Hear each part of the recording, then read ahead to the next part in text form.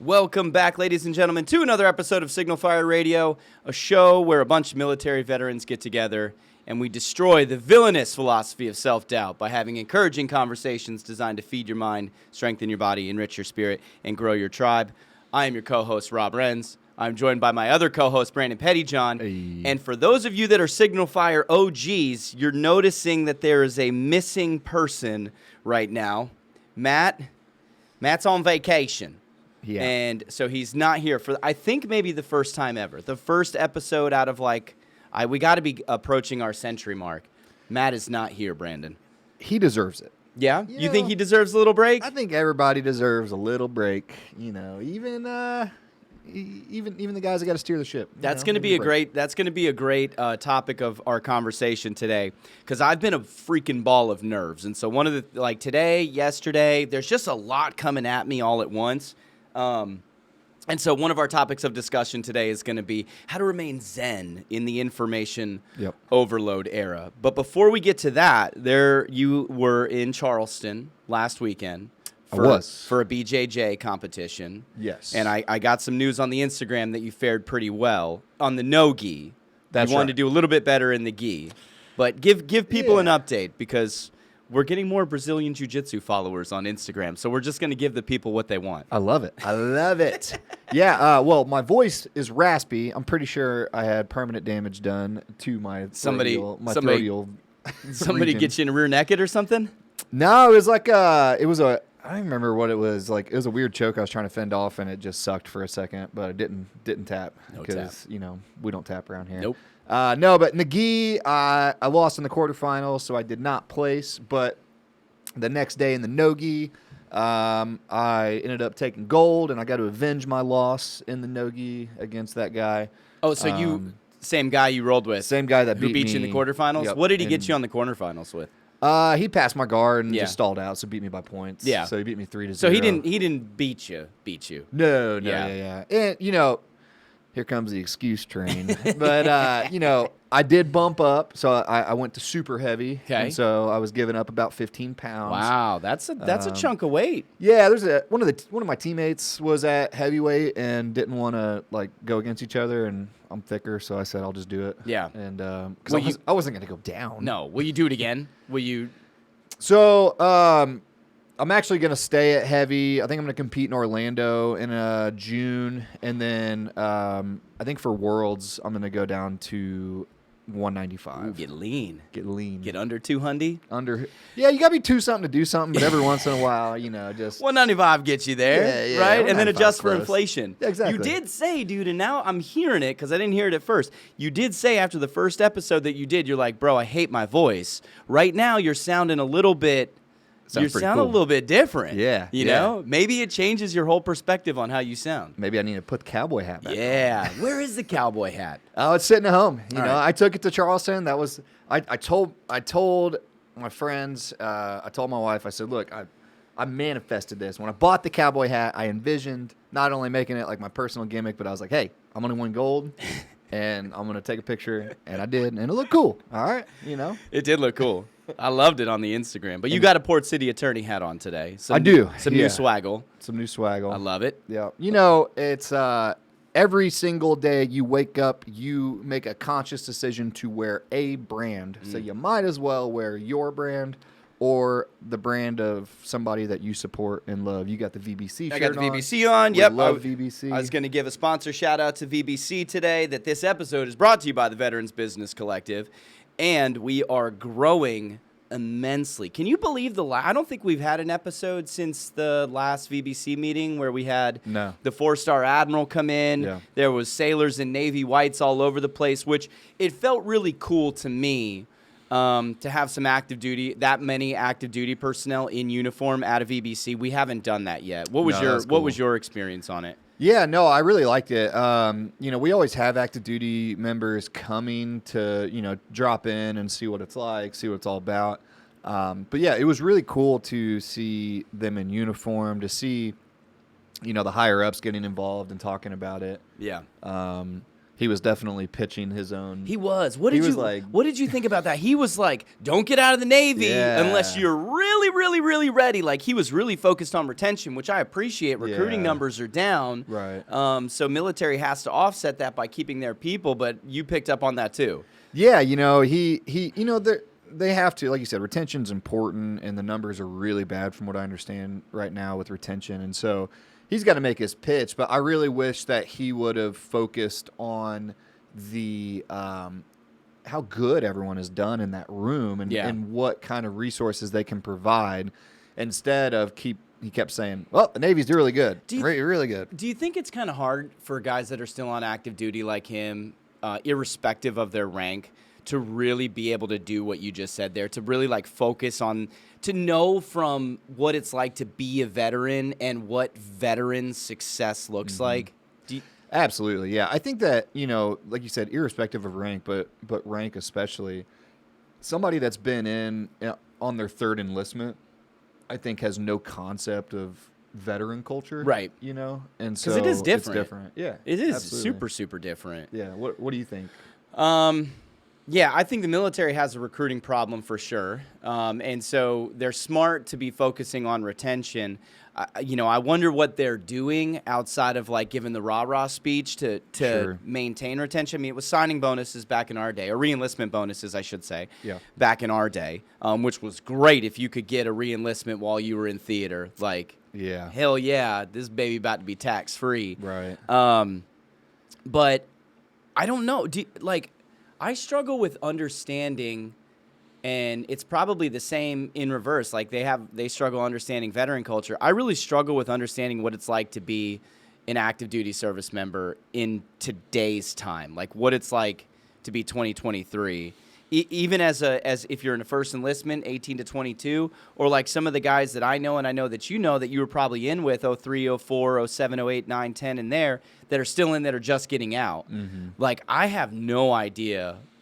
I've forgotten everything about what it's like to be in the military. So, like from that perspective, what's the pitch that you make to active duty people today? Is it money? Are they still money driven? Because I know that's very important. Or is it esprit de corps, or is it more development opportunities, different schools and stuff that you can go to? Like I don't know what it is anymore. Yeah, I would agree. I'm not sure what the hook is. I mean, the older I get, the more I realize, at least when I was a young Lance Cooley, how little time was focused or how little the Marine Corps focused on families. Mm-hmm. And now that I'm older and have a family, yeah, I would, if I was in a position where I was trying to retain people, you'd make people happier, you take care of them, you incorporate their families, and you pay them more. Yeah.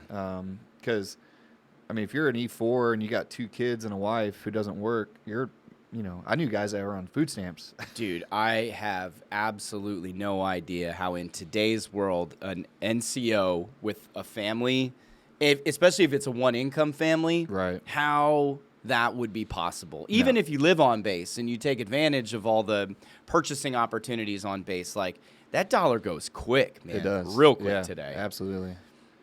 Yeah, I think that, that kind of plays into, just wanting to, it's not just wanting to show up and do something. If you want to better yourself, you got to look at options, whether it's growth within the organization or growth outside the organization. Mm-hmm. And it's not always going to be for everybody to stay within that organization. So I think that the higher ups especially need to support a successful transition, because how people transition out and how they do outside of the Navy or the Marine Corps or the Army or the Air Force is going to play a role in how people view it and whether or not they want to join. Right. Right. Oh, yeah. Quality of life post-service is a great recruiting tool, and this is part of what, like kind of worries me about the 22 a day, or the way that pop culture kind of portrays veterans either in like one of two camps. Like it's a homeless guy who needs help, or it's this, Jack Reacher type of character who just does these amazing feats that are totally impossible Sure. for pretty much everybody. But like, like we have to own that narrative, the regular people like us, and say, no, we're very, very middle of the road. Yep. Life gets hard sometimes, but we work on it and we work on it and we work on it, and be able to send that message out into the ether. Part of the reason why we do this show, to show, this is actually what it looks like. It's right down the middle.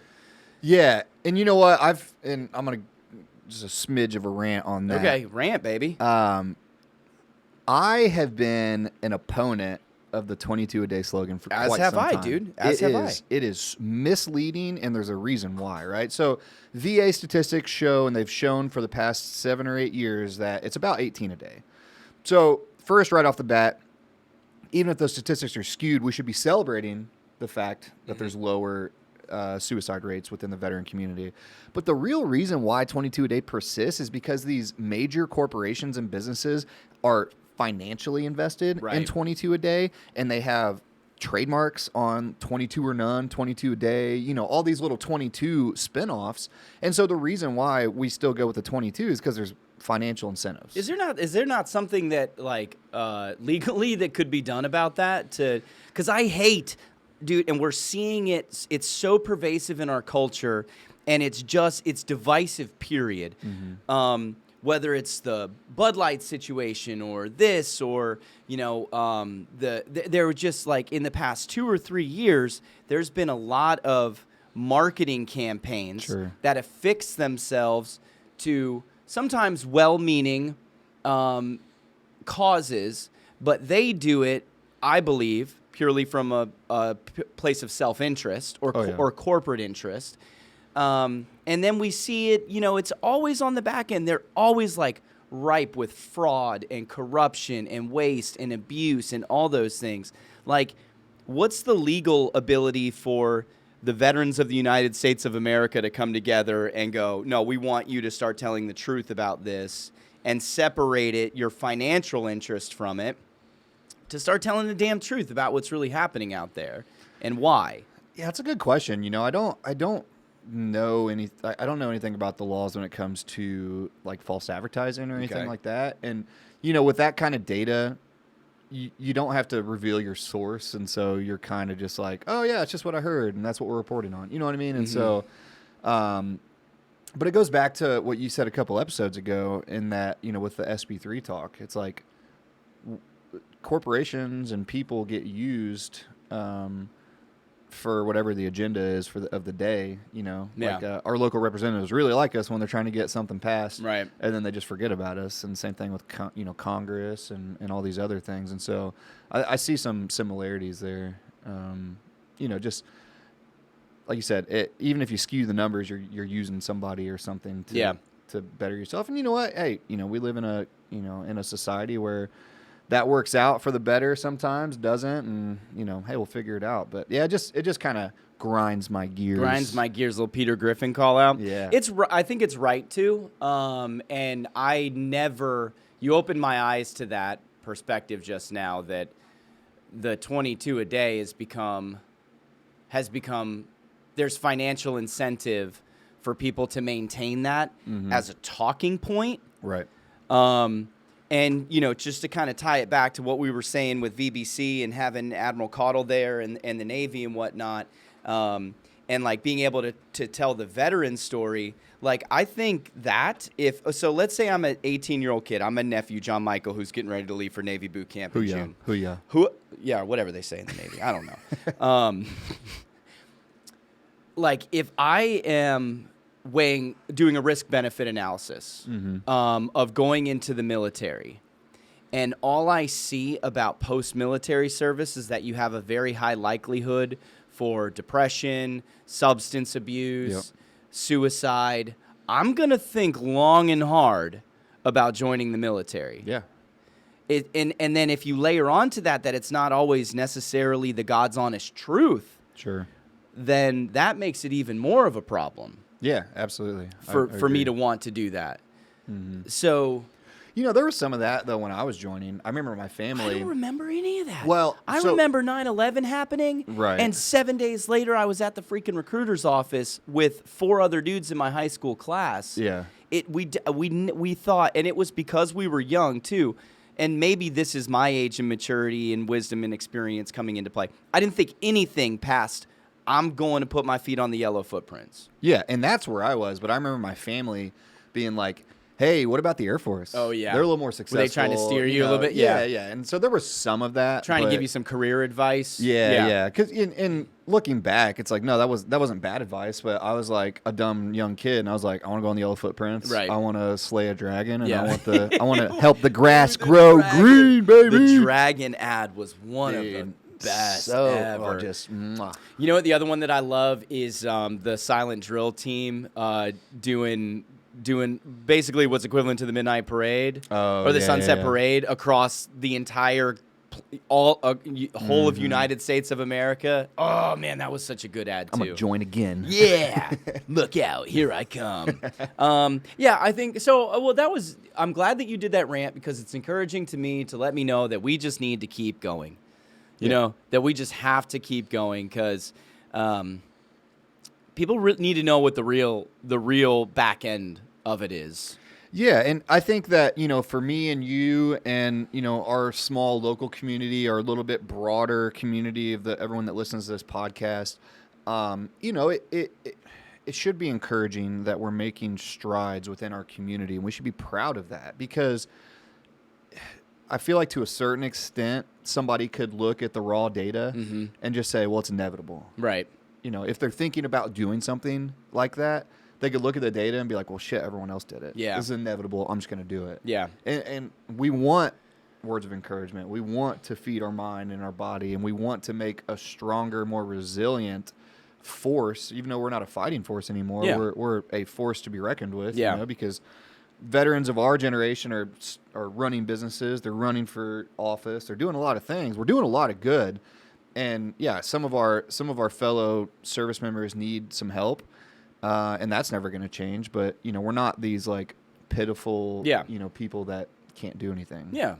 We got good shit happening. Yeah. We deal. This is one of the things that I wanted to talk about today because I have been a ball of, I don't know that I wouldn't call it nervous or anxious energy. Maybe just a ball of stressed energy. What's going on, bub? Today in particular. Well, layer it all on. Like, I'm seeing really good positive business growth, which is great. Fantastic. Like, in the last 2 weeks since we started the podcast back up, I think we're onboarding 4 or 5 by my most recent count, new podcast clients. That's great. We've never had that many in such a short amount of time. That's freaking huge. I want to do a good job with it. So, like, I'm hyper paying attention to the process and the systems and making sure that it goes smoothly. Because all data will show you that whether it's an employee, a customer, whatever, a successful onboarding will equal a longer-term relationship. Yeah. So, like, I'm pouring a lot into that. So there's that business side. Do you have and I don't mean to interrupt. Yeah. And this is, something that can be discussed a little more broadly too, but do you have an onboarding process? Do you have this happens and this happens and this happens? Yes, I have systematized that over the course of the last 6 weeks. Nice. Like, stopped and took time and said, here's what phase 1 looks like. We got to set you up. This gets a lot of people touch a podcast for it to go from like what we're doing right here to what you'll see on YouTube or what you'll hear on Apple or Spotify. Like, a lot of stuff has to happen there. Yeah. So it's like, here's phase 1. We have all these best practices to make sure that when your podcast is ready to launch, it goes off smoothly. I would love to see you do like a little like video reflection / testimonial of onboarding a client 8 weeks ago. Okay. And then the ones that you've done recently and just say, look, this is what a system does. That's a good idea. Yeah, that's a really good idea. That's Sorry, a good. didn't mean to No. interrupt That's you, a good piece of content. I appreciate you giving me that idea. But yeah, systematizing that and then watching it and then delegating it appropriately with the people on our team. Like, if you're going to have any kind of a scalable organization, this is something that I learned from Garrett Harrell. Shout out to Southern Cross Leadership Solutions, who's a client of ours in the past. Like, you have to have a clear understanding of roles and responsibilities within your company, but then also your customers need to have a clear understanding of what their role and responsibility is when you're interacting with them. Sometimes it can feel like it's and I've been guilty of this in the past too, where it's like, don't worry, I'll take care of all that stuff. Right. And then that would lead to my kind of anxiety, racing thoughts, can't sleep at night, because I felt like it's just not possible to get to all the things. Right. Especially Sure. with a young family. Yeah. And, aging parents. It's just all the stuff that everybody deals with in the real world. But yeah, so systematizing that and then making sure that it goes right is something that I've just been putting a lot of effort into. My mom and dad, their house, if we're close and we're personal, that we bought a farm in Castle Hayne in 2021, and we started building a house that was like the craziest construction project ever. Yeah. They should be moved in by the end of next week. Fantastic. So it's like we're at the 2-yard line with that. Yeah. But it's difficult. My dad's a Vietnam era veteran. He's dealing with the consequences of aging and all of the 30 years of his military experience. So I don't have much help from him, and that makes my mom really anxious. And so it's like I'm going through a weird thing, Brandon, where it's like I'm transitioning now to where my dad is no longer the most important person in our family. It's kind of becoming me. Yeah. I'm like the linchpin, it feels like. And I don't know if that's real or perceived, but that's what it feels like. So I'm kind of dealing with that. My wife's business is going gangbusters. Love it. But that keeps her very busy. Yeah. And so it's like I want to be emotionally supportive to her in all of that, and that's just like another little piece of yourself that you have to give. Yeah. And then the kids are nearing summer camp, so it's like, holy crap, we're gonna have to deal with a totally new schedule in 4 weeks. Sure. Probably should start planning for that. Oh, and we're trying to build our house too now, so it's like just a mountain of shit. But I feel like I'm handling it well. What do you do when you feel over? Like, do you have something that you do on a daily or weekly basis that's just for you? See, I've gotten away from that, and that's where I need to get back to. Like, historically, it's been exercise and fitness, whether that's getting in the gym, I used to love to do kickboxing and jiu-jitsu. My body's a little out of shape for it right now, but I can see myself wanting to do that. That's a barrier, though. That's a self-made barrier. I know. You can't have that mentality. 6-inch problem. Yeah, 6-inch problem. I've gotten out to the beach a lot more. I've gotten to surf a lot more this year, which has been really, really good for me. Really radical.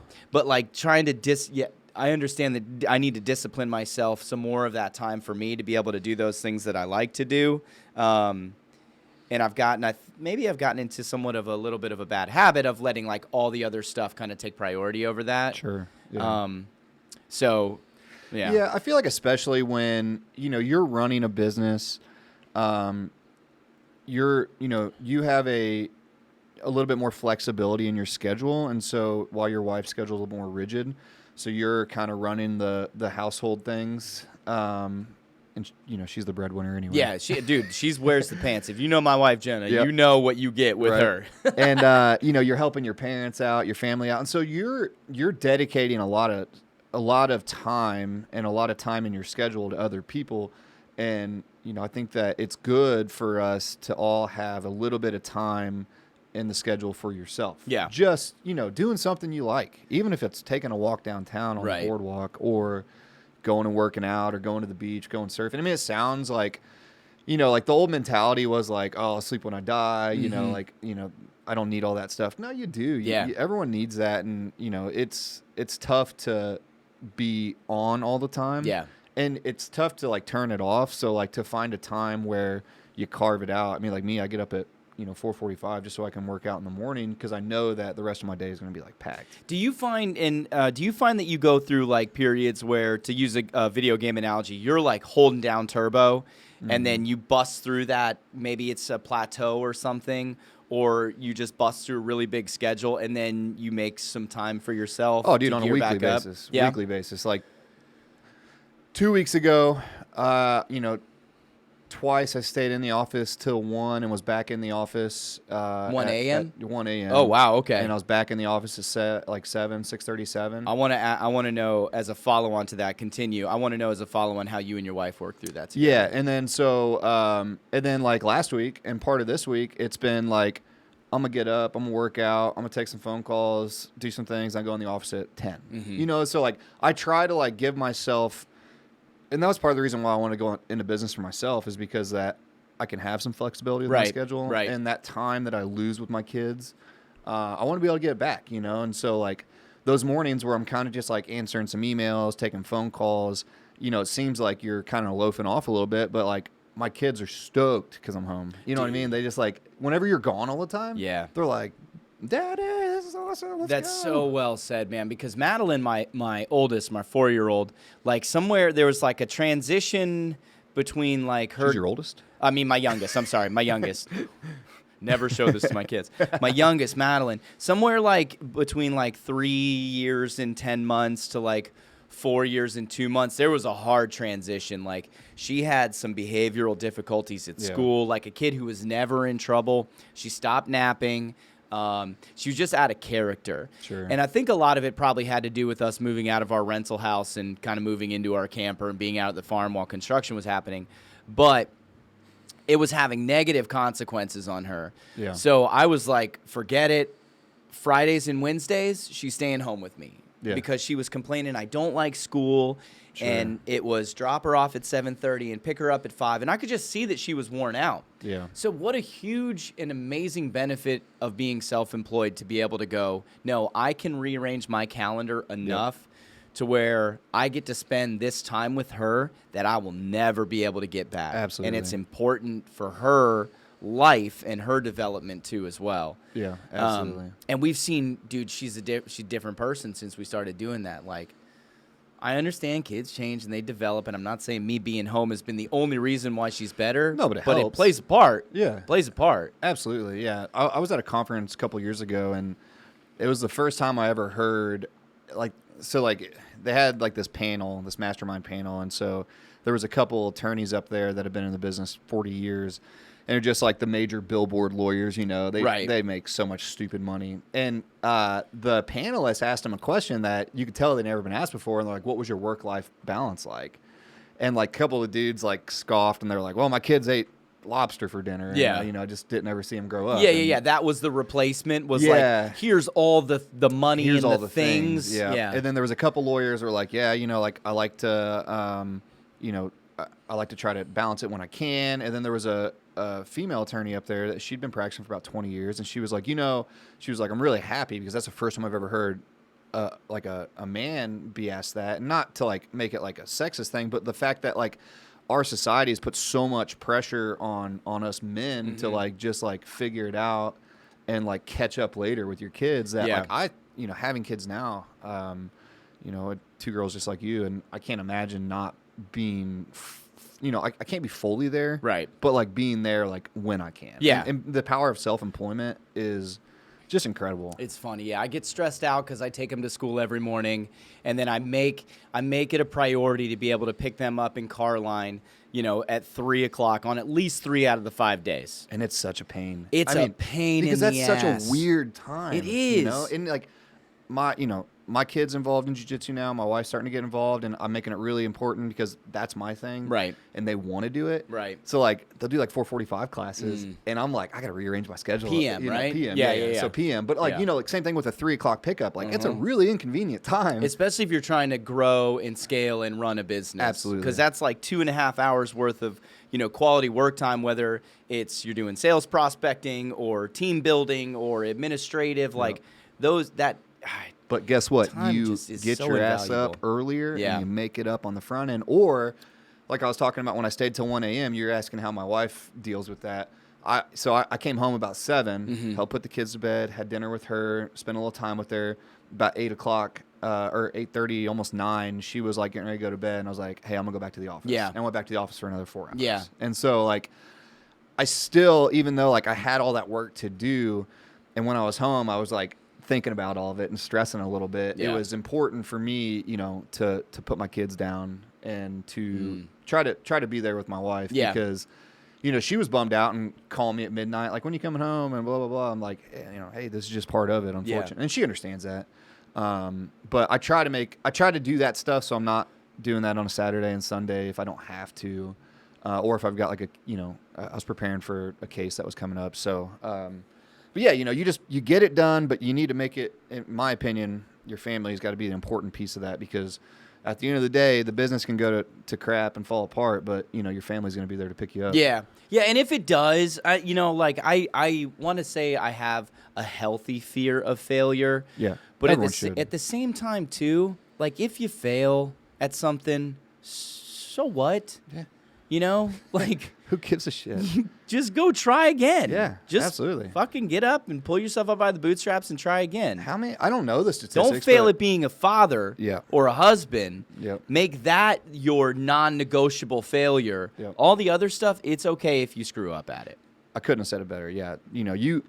Failure is something different to everybody.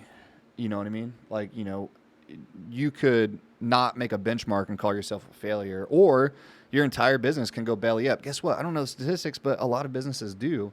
But as long as you're there for you, 97% of businesses fail. So Yeah. if you're there for you and you're there for your family, and you still have that drive and that will, guess what? You'll figure it out. Yeah.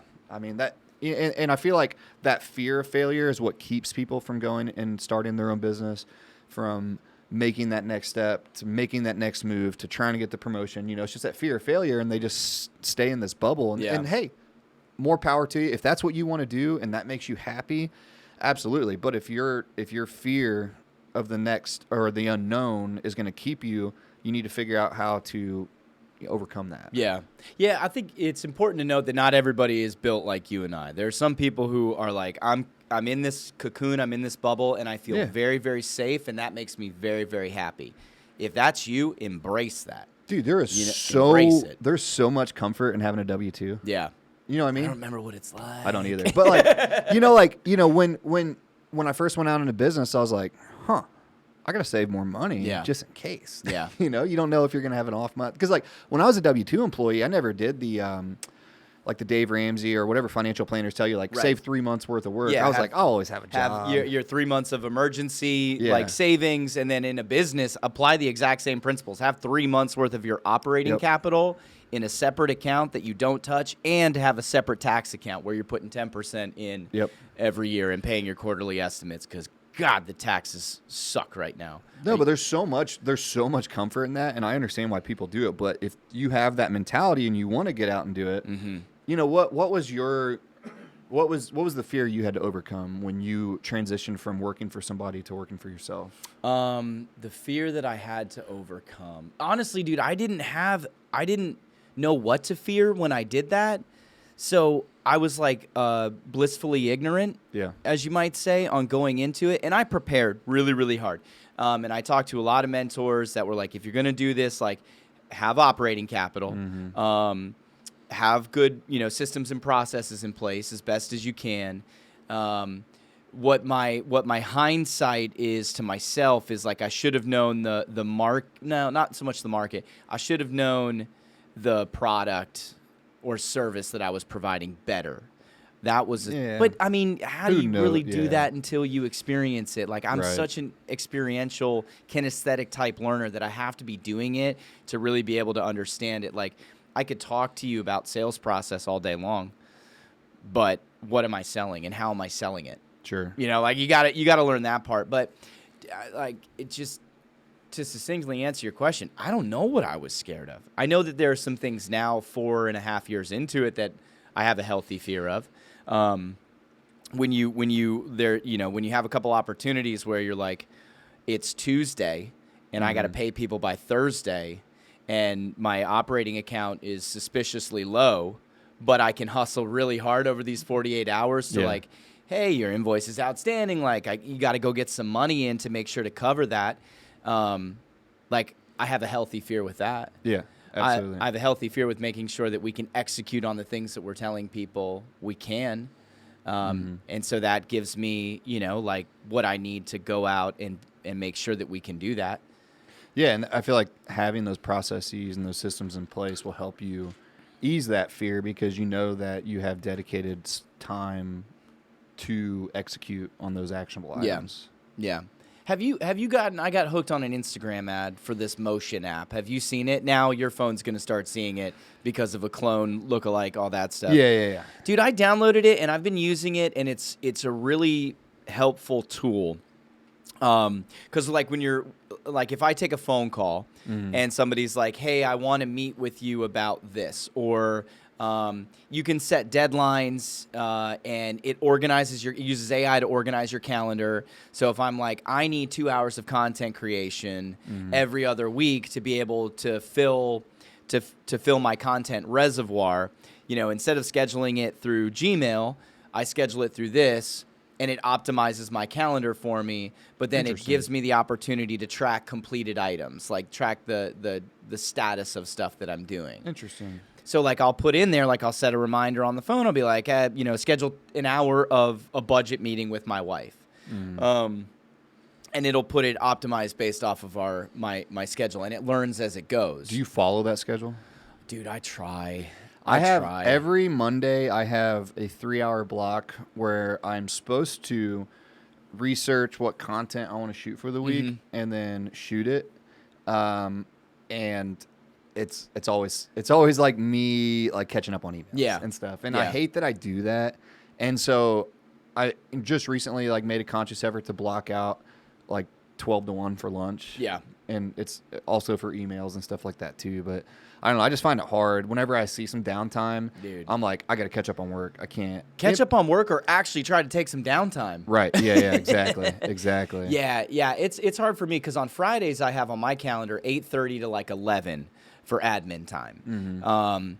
Because I don't do well. I mean, I've been staying on top of my emails, staying on top of my texts and calls and stuff like that. Wait, but, you've been staying on top of your emails? Yeah. Dude. How many, and the reason I'm saying this, because I caught a glimpse of his iPad earlier. Okay. How many emails are in your Gmail right now? So, unread on my personal account, there's like 1,300.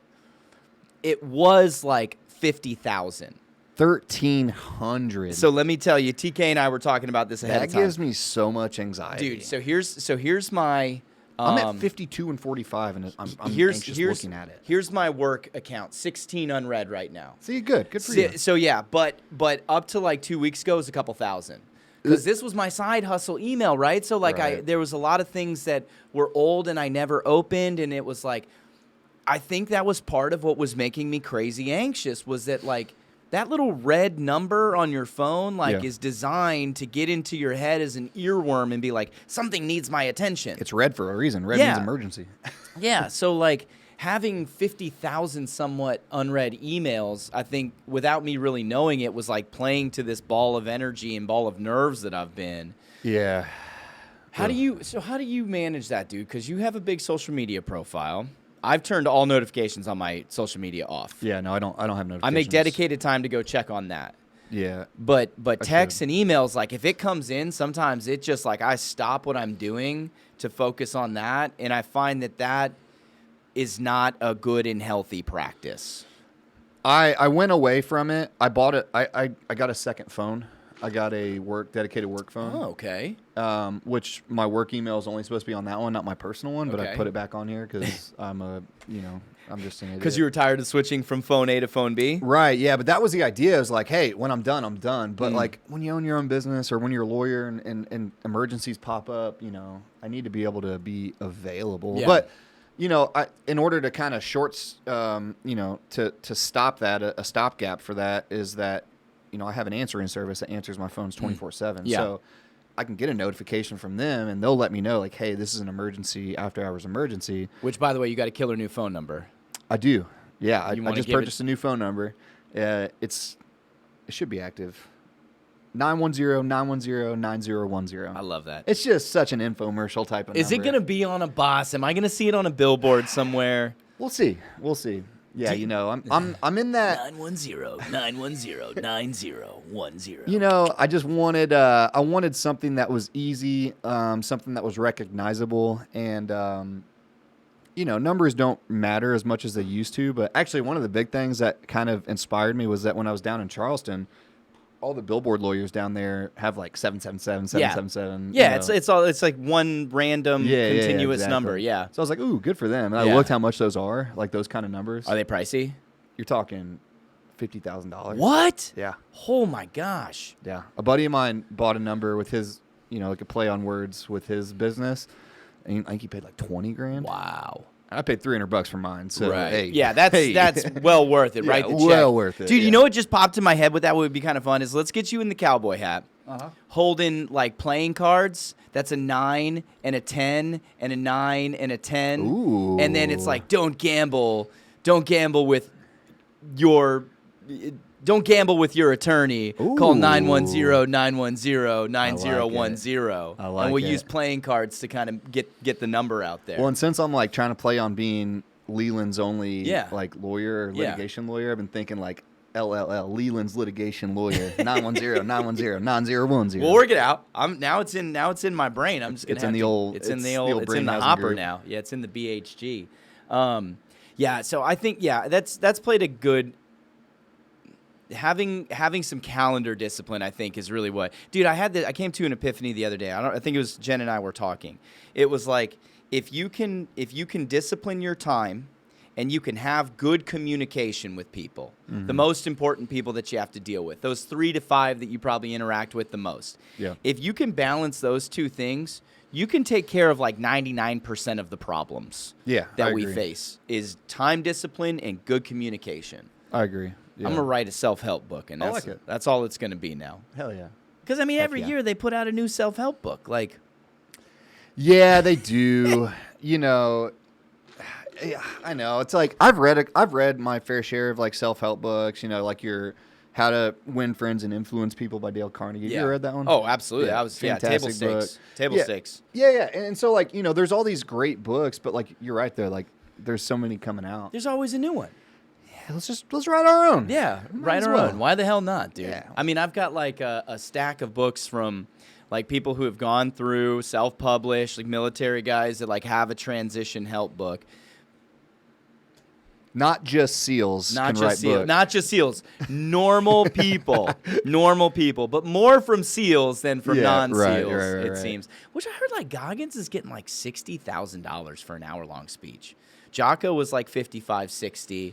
I get why they do it as a capitalist. I'm like, shoot, man.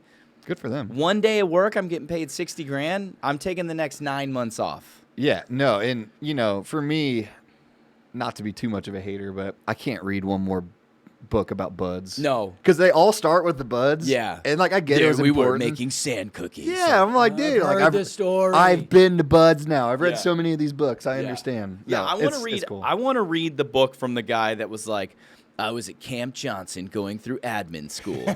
There I was. I want that book. Yeah, I want yeah. that book. Give me a different perspective. My doc from my deployment was supposed to write a book at some point, but he didn't. No. So maybe I'll pick it up. Maybe Maybe pick up the torch. ghostwrite for him. Yeah, or be like, yeah, why not? Why not write a book? I think it'd be funny. Just think- like kind of like the Jarhead style, you know? Like Yeah. That's why I appreciated that movie so much because like they just like about the downtime and Yeah. the The recreational dumb stuff activities. that happens, Yeah. in between gunfights when you get into them on But I feel like occasion. that's less appealing for your average viewer who wants Very to, small market for that. Like they want to see like the Marcus Luttrell type Right. stories, not the hey I was in a porta john. Somebody sent me a meme, and it was basically that. It was like, you'll never see a more dangerous group of people than Lance Corporals with free time. Yeah. You know, like 100%. that is, you're just asking for something crazy to happen. Yeah, yeah. You know, yeah. You gotta respect the ingenuity. Yeah. You know, when you're bored. Yeah. What you can figure out what to do. I just noticed that we basically match, We dude. do. Black Yes. trucker hat turned backwards, blackish shirt, and then you're wearing silkies. Are those Sungas?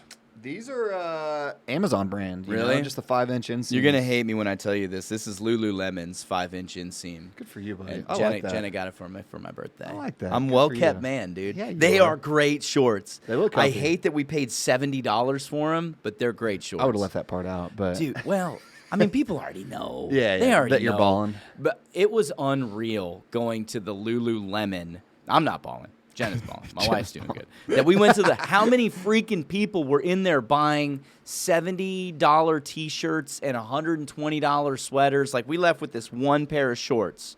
yeah. But there was, I mean, all the Autumn Hall and Landfall families were in there, like with teenagers, just like grabbing stuff. I'm like, my parents never would have even let me look at this store, let alone walk in it.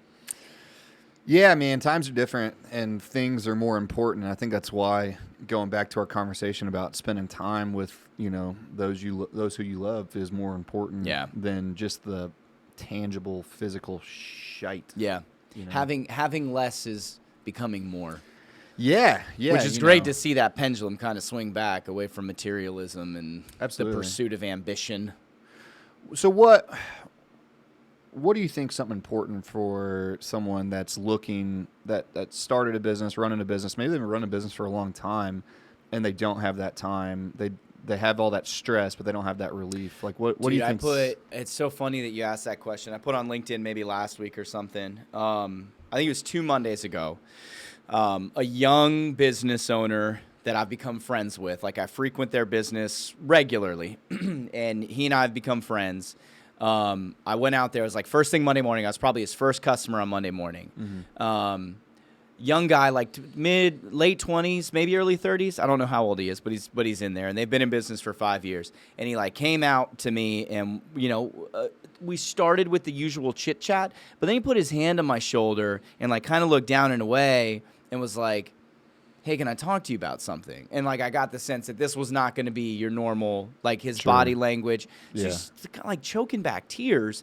And he's like, I told him that I exited the insurance business, and I told him all the reasons. And he was like, this was a couple weeks ago, and he was like, "Dude, you said something to me a couple weeks ago, and like I'm dealing with it in my life right now. Like it's Monday morning." He's like, my significant other, partner, girlfriend, fiance, I'm not sure how committed they are, but he calls her his significant other. Like the demands of the business are interfering with my relationship with her. And I was like, "Bro, been there. Here's what I did. I started with calendar discipline. Like, let's remove these things that I hate doing, that I don't have to do, and that are creating whirlwinds within my day. Let's free up that time. And then let's make sure that her and I have more time to communicate on the things that are very important to us." Mm-hmm. We haven't been great about it, but we're trying. We're trying to where date night every 6 weeks. We've kind of determined that 6 weeks is like our okay, we both feel like we need to just like look each other in the eyeballs over some sushi and have 2 hours without our kids crawling all over us. Making time for that, making time for a family adventure, weekend adventure once every 3 to 4 months, and then having a vacation to look forward to. Yeah. Whether that's 9 months down the road, 12 months, or 18 months is pushing it a little bit, but having something on the schedule where we've booked a vacation to look forward to. If we do those things, and we're just kind of getting in the habit of it, but if we do those things, we create time and then we communicate more frequently, it's just made our life better. And so I told him that same thing. So that's how I'd answer it. Like, take inventory of what you hate doing. Don't do it anymore. Prioritize making time with the people who you have a relationship with, that you want to maintain that relationship. Yeah. And then talk to each other about stuff. Yeah, that's great. Great Just advice. talk to each other about it. Yeah, that's great. So, what about you? Yeah, no, I mean, I would echo most of what you said. Partly, I feel like the demands of business for me, what I've not gotten used to, well, I've started to get used to now and started embracing, is that admin time that you need, the admin time that is required, you need to build that into the schedule. Yes. And even though you're not going to make, it kills me because I'm like, I've got X amount of time I have to spend per month on the administrative stuff that I could otherwise be billing on or having client acquisition meetings and that sort of thing. And so you just have to embrace that. And once you've carved out time for that, it's just like every other aspect of your life. Carve out time for yourself. Carve out time for your family. Carve out time for, if you don't have a family, carve that extra time out for yourself again, just so that you have a balance. Because if you're not balanced, then your business isn't balanced, then your customers aren't balanced, and your product's not balanced. All these things, goes out of whack, and that's how people kind of spiral. And it's important to have people around you, whether it's friends, whether it's family, or for me, both, that balance me out, even just on air, you and I talking about things, we're like, helps, that's great. dude. That's a good idea. That's a good idea. And so, it's this is important. part content creation / business development, but it's probably more therapy. Yeah, no, for sure. Yeah. For me personally. Absolutely. And I know it's therapeutic for people who listen to it because they reach out and they tell me. Yeah. You know, they're like, oh, I was dealing with that. It's good to know that I'm not alone in this. Yeah. You know, and so, just to wrap a bow around your question, like, don't keep that stuff to yourself. Mm-hmm. Like, you have to have a peer group or a coach or a mentor, somebody that you just trust and vibe with to go, much like this guy did, I need to talk to you about something. Yeah. Like, I am holding on to things and I need to let go of them, and I want and trust and value your opinion on it. Absolutely. And you calling like this therapy, like just rapping or even like VBC, like meeting with like-minded people is my therapy. Yeah. I've tried therapy and I didn't like it. And Did you? I get Yeah. it through like meeting with friends and meeting with, mentors and business partners. That to me is more therapeutic than somebody that's just waiting for a clock to tick down. What did you not like about therapy? I don't know. I don't know. Like for a guy that talks a lot, I don't like talking about myself. No, especially when it feels like somebody's just sitting there asking you questions and like digging into you. I totally understand. I actually freaked out on somebody the other day because they gave me somebody I know, like, and trust, but it was like 20 questions in a row that just went deeper and deeper and deeper into granular detail. Yeah. And I'm like, I got this. Right. I don't enjoy explaining myself to that level sometimes with people. Yeah, therapy has its place, and I certainly think that if people think it could help them, they should do it. But my personal experience, I've had a couple bad experiences, like one when I was in the Marine Corps, like I went and, just didn't vibe with the therapist, and then I tried again. I don't know. I just I thought it was something that I needed or something that I saw people benefited from it, right? Yeah. Like you see somebody drinking a bunch of water, you're like, well, maybe I should drink some more water. So I see all these people going to therapy. I'm like, maybe I should give it a shot. Yeah. And I'm like, I don't know. I just bitch to my friends. Yeah. And but like I also have things like jujitsu, weightlifting, things that are therapeutic to me. That it's not necessarily paying somebody to listen and prod you for questions. That's why part of the reason why I bought the farm and like why we're putting in a garden and doing homesteader stuff. It's like I enjoy chopping down trees. Yeah. I like having a chainsaw in my hand and going gling, gling, gling, gling, and doing stuff like that. Yeah. Or That's a good. Oh, dude, I find so much peace in that. I find so much peace in that. Like every night we try to. This is one of the things that Jen and I do too. Is like, if you're a young person with a business and a young family, even if you're an older person with a young family, you get this. Time is mostly dedicated to your kids. Mm-hmm. Free time is mostly dedicated to the survival or the benefit of your children. I don't know the word I'm trying to look for. Like the progress that needs to be made, developmental progress that needs to be made, whether it's school, it's activities, it's the getting to bed, it's the getting wake up, all that stuff, all that shit time goes into your kids. So after we get the girls fed, Jen and I just go walk around the farm for a little bit. That's garden, mess with the chickens, just try to talk, and it is crazy therapeutic just to be outside and put your hands in the dirt. Yeah, absolutely. Yeah, and with all the stress in life and dealing with your kids, it doesn't help all the stress that comes with kids and also the stuff that you can't, we were talking before the show that, at one of the local high schools, they found a gun in a kid's backpack, and that's terrifying for a parent. Yeah. Like for me, I'm like, I want to have a meeting before my kids start school with the school board and be like, why aren't we having why don't we take a tactical approach to this? Have a single point of entry. Everyone goes through a metal detector. Why are we allowing this to keep happening? Yeah. We need to take a tactical approach to this instead of just debating on whether or not, people should have boomsticks. Let's actually take a proactive approach at this point to protect our children. Yeah. And to me, it's scary that's happening in our community. And that just adds to the stress of not only like living and working, but like, raising kids and ensuring that they're in a safe environment, even when, they're not around you. Ron Holmes, VBC member, former Signal Fire guest, has had great stuff on that, like school safety and school security. And I will tell you this as we bring this episode to a close, 2 things. I never felt better about dropping my girls off at school. I think it was on Monday because Johnny of Shield Jiu-Jitsu. What's his last name? Martins. I only call him Johnny Martins. Jiu-Jitsu. So he just got out of the Navy, right? He just retired. Still in. Still in. Okay, I that told him- post was a little misleading. I was like DD-214. He's like, been having so he just did his last enlistment. Okay. He just hit. Oh, got it. He just hit Okay. 18 years, so he just did his last enlistment. because he put that Re-enlistment. that thoughtful pose Yeah. on Instagram of somebody who would no longer be, and I don't have time to read everybody's captions. Right. I'm just like scrolling and double tapping. He's been answering that question a lot. Okay, all right. So he was our community safe resource officer at the girls' school on Monday. Nice. Just to stand in for the day, but I was like, hell yeah, I feel good about him being here. Yeah. But then my eldest daughter last week, she was like, I don't want to do ballet anymore. I want to do karate. And I said, can we do Brazilian jiu-jitsu? And I showed her like all of his Instagram stuff, and she's like, great. So we're trading in ballet slippers for a gi. We're Let's going from go. ballet to BJJ. And I Let's think there's a go. T-shirt in there somewhere that we need to work out like with it. Johnny of like, for the kids, for the tater tot Yeah. program or turtles, Yeah, whatever. turtles. Mini turtles and mini turtles. turtles program Yeah. that he's got going over there at Shield Brazilian Jiu-Jitsu where you train at. So Yeah, it's been I'm sure people get annoyed by it, but it's been an important thing for me because it's therapeutic for me. But it's also, my kids are getting involved in it. My wife's getting involved in it. Johnny's got some all ladies classes going, some I need to be kids in that classes. one. Yeah. Yeah, you finally get a win. Yeah.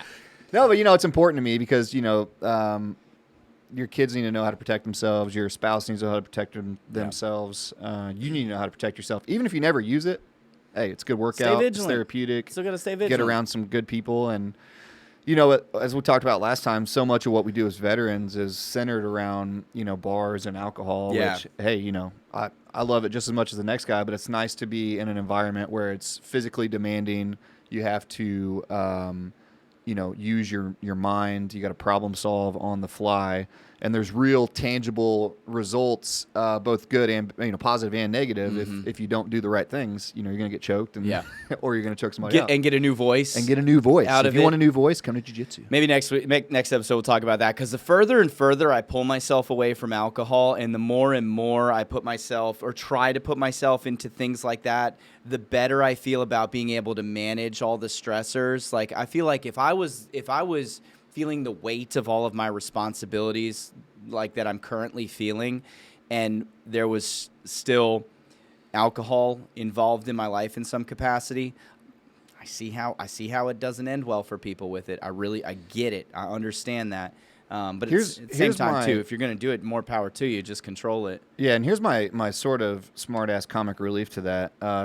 I quit drinking for about a week leading up to my Charleston tournament. Yeah. And Saturday I lost and I didn't play. So I said, you know what? F this. I'm going to have a beer tonight at dinner. And then I won the next day, baby. Woo! Sponsored by Coors Light, the banquet beer. The banquet beer. I love it. Brandon, great episode today. Good episode. It was good talking to you. We missed Yep. Matt, but he needs He'll his be back. time off. He'll be back. He'll be back. He's on vacation. I hope you guys were okay without us, but he was here. He was here in spirit. Matt's always here. Maybe we can do like the Obi-Wan Kenobi Yoda, Ooh, yeah, like superimposed, right? Like hologram Matt for the whole episode. I just hear in the back of my head, I'm already there. I just want to get, if we do the hologram, I just want to get like the images where he's totally lost and he's like not Yes. saying anything. He's just like, what are we talking about right now? When we refer to something that happened after 1989 and he's just gone. He's a little bit fuzzy He after has that. no concept of it. All right, that's going to do it for this episode of Signal Fire Radio. We hope that you enjoyed it. If you did, make sure you like and subscribe to us on our YouTube channel. Look us up on social media. We're at Signal Fire Radio on Instagram, Port City Attorney. You can also follow me, Rob Renz. And until next time, please go out, feed your mind, strengthen your body, enrich your spirit, and grow your tribe, and go be a Signal Fire in your community. We will talk to you next week.